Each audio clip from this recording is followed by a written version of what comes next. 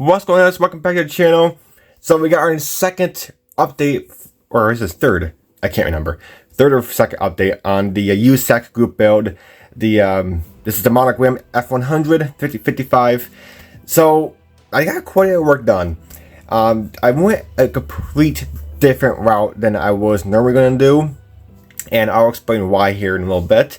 But I'm going to be doing like a work truck custom. So it means it was like a work truck at one point, and then it just kind of sat and rotted for a bit because, the business probably went out of business, and, they just probably left it somewhere, and it just kind of rusted away a little bit. So, but I never done one of these models before. Like, I just see people do these work trucks, turn into customs, and I see them all the time on the internet. So I figured, let's do it. So the reason why I'm doing this, because when I mixed that blue, I painted it. The blue turned out good, but I kind of wasn't really digging the blue. It was probably too dark. I think I put a little bit too much black in there, and so I figured, I think it's the perfect moment to do a work truck. So I figured, let's get some pigments out and start rusting, like surface rust. I didn't want to do like major, rust that's poking through the body, creating holes. It's just surface rust. So that's what we did with pigment from Mega, AK, all that fun stuff, and and it looks really good. So instead of those custom wheels I was going to do, I found these amazing wagon wheels on coats. These things look amazing. So it's a 3-piece wheel, 4-piece actually. Tire, the white wall, the wheel, and then the hubcap. So it's very good, and it looks amazing on there. I painted them red, and the red really stands out. So yeah, I'm really happy how that turned out. So the red is from Splash Paints. The white is actually a Rust-Oleum that I decanned and spray painted with my airbrush. The hubcap is aluminum, like a polished aluminum.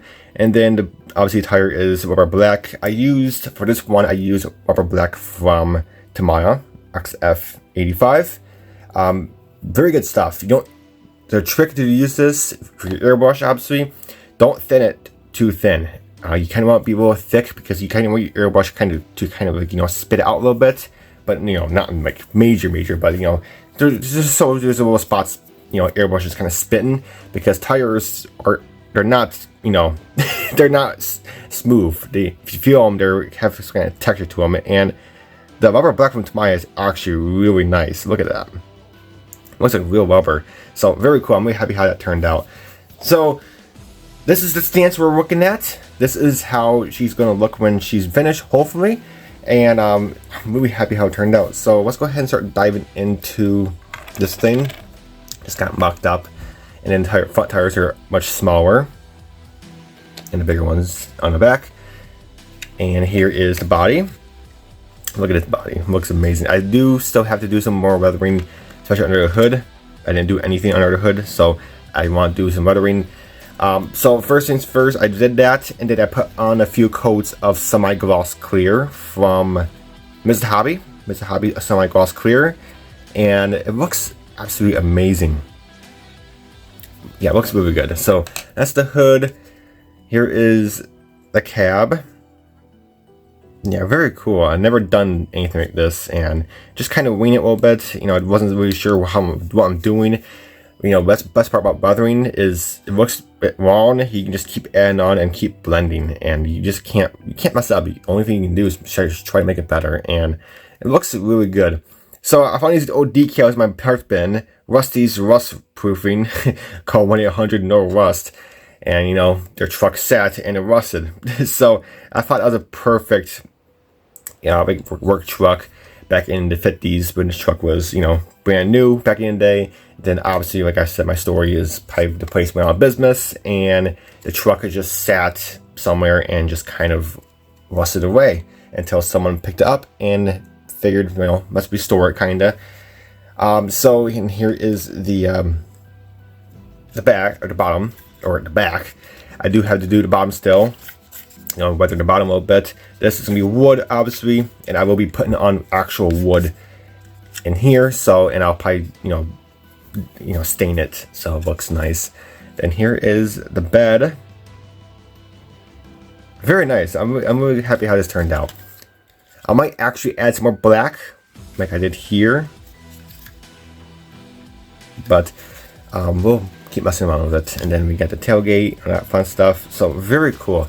So yeah, I'm very happy. The interior, I'm gonna do a gray. I do want to make it look like they did restore the interior. So like, because obviously it's a work truck, it had bench seats. You know, it wants to look like a bench seat probably just got ripped up, and because, you know, this truck probably has a couple of 100,000 miles onto it. So the interior is pretty rough. So they're probably gonna restore the interior. Chassis, I did all black. I want to look like they just restored the chassis. You know, I got all the surface rust off it. So, because, you know, from Rusty's proofing, they probably rusted their own proofing, their own trucks. So there's not really much rust, just surface rust. So they probably just grinded it all off and just paint it black. And it adds new suspension, all that fun stuff. So a chassis, we're not going to rust or anything. We're going to keep it nice looking.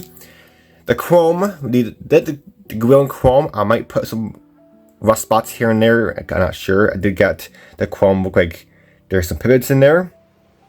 So very cool. Looked like, you know, probably it was rusty and they just didn't pay much attention, just paint it chrome, or who knows, maybe I'll just put a couple rust spots on it. So I'm still thinking about that, but this looks really good in there. So yeah, it looks really good. So very cool.